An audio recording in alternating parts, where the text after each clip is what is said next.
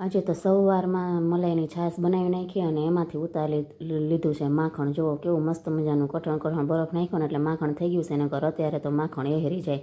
અને માખણ બનાવ્યું હોય એટલે હવે આ કાનોડાને તો મારે માખણ ધરવું જ પડે, કેમ કે માખણ વગર અમારે આ ગોલું અધૂરું જ છે. જ્યારે પણ હું માખણ બનાવું ને ત્યારે મારા કાનાને માખણ મિશ્રી હું ધરું જ છું. અને જો તમારે પણ કાનો હોય ને તો એને પણ તમે પણ માખણ મિશ્રી ધરજો.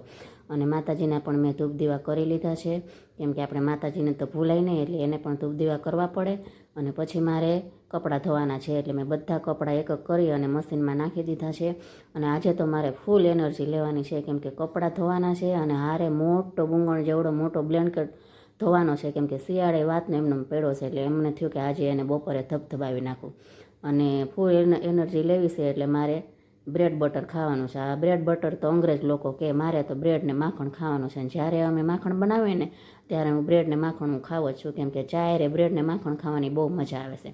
ભલે આપણે ડાયટિંગ હાલતું હોય પણ એક બ્રેડ તો આપણે ખાવાની જ. અને મને એમ થયું કે હવે એક બ્રેડ મારે ખાવી છે તો મારે હેઠે શું બેસવું, એટલે મેં એક કપમાં ચા લઈ લીધો છે અને એક હાથમાં ચા અને એક હાથમાં બ્રેડ. ભૈયાની ઘોડે આપણે ખાઈ લેવાનું છે. ઊભા વાસણે ન બગડે, નીચે ન બેસવું, ઊભું ન થવું, કાંઈ માથાકૂટ જ નહીં. અને પછી અમારે રાજકુમારને તો જો બ્રેડને માખણ ખાવું છે, પણ એને તો આ કોયરું છે ને એ ગળામાં ખૂંચે છે. એટલે અમારે ભાઈ કાતર લઈને બેસી ગયા છે.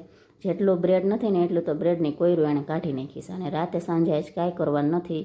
સર્કલમાંથી જંગલી સેન્ડવિચ મંગાવી લીધી છે અને આ ઘૂસરું બટેટાનું લઈ આવ્યો છે, બટેટાની ચિપ્સ લઈ આવ્યો છે.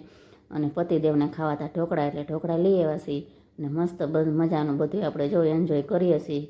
અને જો તમારે જંગલી સેન્ડવિચ ખાવું હોય ને તો રામનાથ સેન્ડવિચમાં પૂગી જાય. અને 150ની પ્રાઇસ છે. તો મળીએ નેક્સ્ટ વિડીયોમાં. જય દ્વારકાધીશ. લાઈક